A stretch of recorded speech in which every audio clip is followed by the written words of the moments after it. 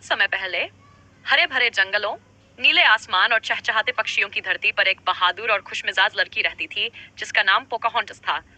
वो सिर्फ कबीले के सरदार की बेटी नहीं थी, बल्कि हवा की दोस्त, नदी की रहस्य जानने वाली और प्रकृति की रक्षक थी।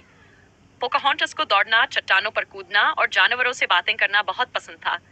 उसके सबसे अच्छे दोस्त थे मीको, शरारती रैकून; फ्लिट, छोटा सा पक्षी लेकिन बहुत तेज और चंचल।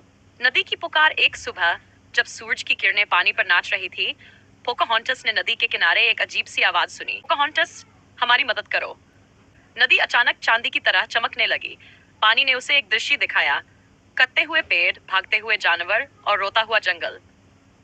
पोकाहोंटस ने घुटनों पर बैठकर नदी को छुआ और कहा, मैं तुम्हें कभी अकेला नहीं छोड़ूंगी। समुद्र से आए अजनबी। कुछ दिन बाद समुद्र से बड़ी बड़ी लकड़ी की नौकाएं आईं। लोग शोर कर रहे थे, डरे हुए थे और इस धरती को समझ नहीं पा रहे थे। उनमें एक जवान लड़का था जिसका नाम जॉन था। वो बाकी लोगों से अलग था। वो सुनता था, देखता था और दिल से सीखना चाहता था। जब पोकाहोंटस और जॉन पहली बार जंगल में मिले तो पहले डर था, फिर हैरानी और फिर दोस्ती। पोकाहोंटस ने जॉन को सिखाया हवा कैसे बात करती है, धरती दर्द कैसे महसूस करती है, हर पेड़ के पीछे एक कहानी कैसे होती है। जॉन की आंखें खुल गईं। वो दुनिया को एक नए नजरिए से देखने लगा। खतरे की छाया, मगर सब लोग शांति नहीं चाहते थे।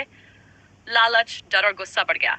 दोनों तरफ हथियार उठने लगे और जंग करीब आ गई। उस रात पोकाहोंटस फिर नदी के पास दौड़ी।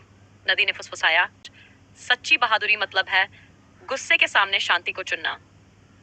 दिन जब चिल्लाहटें गूंज रही थी और तीर कमान तैयार थे, पोकाहोंटस सबके बीच में दौड़ी और खड़ी हुई। उसने जोर से कहा, यह धरती हमारा घर है। अगर तुम सुनोगे तो ये तुम्हारी दोस्त भी बन सकती है। हर तरफ खामोशी छा गई। हवा थम गई। दिल पिघलने लगे। आहिस्ता आहिस्ता हथियार नीचे रख दिए गए। नई सुबह, नया आरंभ। जंग रुक गई। जंगल बच गया। नदी खुशी से बहने लगी। जानवर लौट आए। पोकाहोंटस एक पहाड़ी पर खड़ी थी। हवा उसके चारों ओर नाच रही थी। मुस्कुराई और बोली, जब तक मैं सुन सकती हूँ, मैं प्रकृति की रक्षा करती रहूंगी। और ऐसे पोकाहोंटस सिर्फ एक लड़की नहीं रही, बल्कि एक कहानी, एक उदाहरण, एक लेजेंड बन गई। बच्चों के लिए सीख, प्रकृति जिंदा है। शांति सबसे बड़ी ताकत है। बहादुरी का मतलब लड़ना नहीं, समझना है।